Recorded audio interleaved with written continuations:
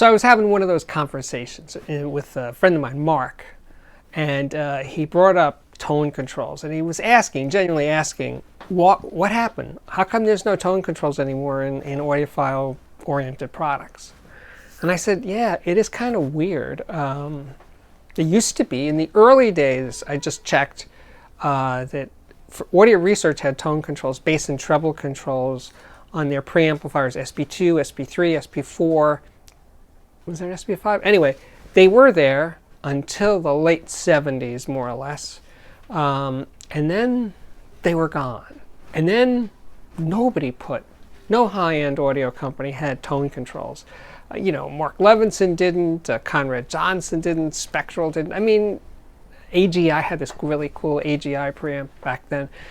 No, there were no tone controls, no bass and treble, no equalizers, no nothing. Just gone.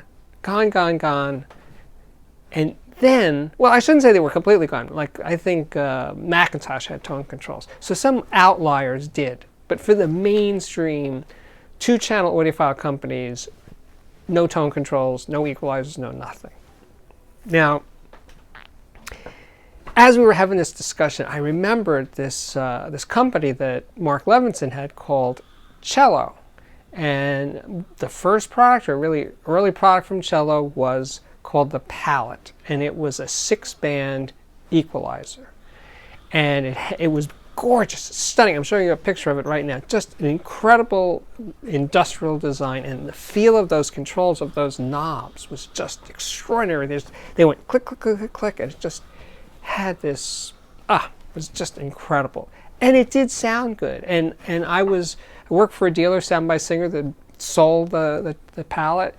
And basically the way to sell it is, hey, it's obvious. Most recordings need some help. They're too bright, they're too dull, they have too much bass, they have too little bass. So the Palette makes sense, especially for people who like to tweak. Now, that's not everybody, but for the certain type of customer, very wealthy customer, my memory is that the Palette was either $5,000 or $10,000. I just tried to check. I couldn't really find the original prices, but they were really expensive, but they were stunning pieces of work. So the 6 controls knobs, rotary knobs, were at 20 hertz, which seems kind of weird, 120 hertz, 500 hertz, 2K, 5K, and 20K now. 20K is getting out there.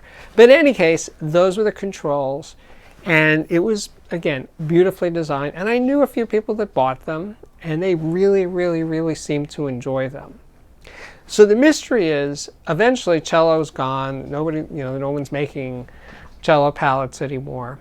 And no one ever did, as far as I can tell, until, strangely enough, based in California, brought out their Loki equalizer, which is a 4-band equalizer, and that is $149. And the people that I know that have bought the Loki really love it. They say, this is the best audio toy I've ever gotten. So when audiophiles get to play with tone controls or equalizers, they really love them. And yet, you'd think the market would respond, and there would be companies making equalizers or tone controls. But there isn't. It's very, very weird, right? So, yeah. Now, on the other side of the street, over in the home theater side, AV receivers usually have tone controls. Sometimes they're buried in menus, so they're not particularly easy to use, or sometimes they're right on the front panel, bass, treble, turn the knob, hear the difference. Those are good. So in that side of the street, in the home theater, AV, etc., they don't have a problem with tone controls. They never did. Just something about the audiophile mindset, this search for purity. Like, we don't want to mess with the signal. It's got to be absolutely pure. Input, output, got to be exactly the same.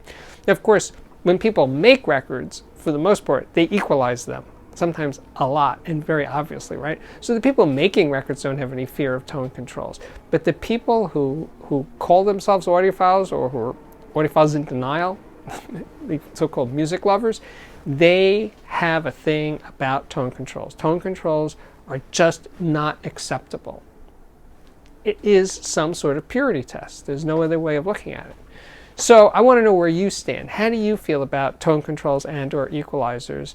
Do you want them to come back and be more acceptable and something, let's say, something between the $150 Loki and the $5,000 Cello Palette? And by the way, I checked, used Cello Palettes are really, really expensive, at least $5,000. So they've definitely held their value.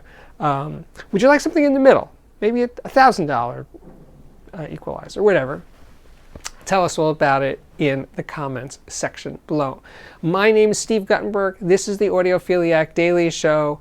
Very, very, very soon I will have my new recommended systems video coming up with, this time it's $2,500 and down slightly from $2,500 for complete systems. Look for that soon. I'm also going to have my speakers of the year. This time there's going to be 3 speakers of the year.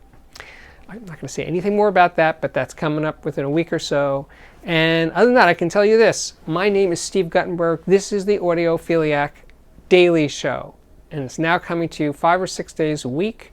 Check back often, subscribe, hit that button right down there. And when you do, you have to hit it again, because if you hit it only once, it means you subscribe, but that doesn't mean you'll know every time there's a new episode. If you hit the button twice, get that little bell icon, hit that, and that means you will be notified about the new episodes.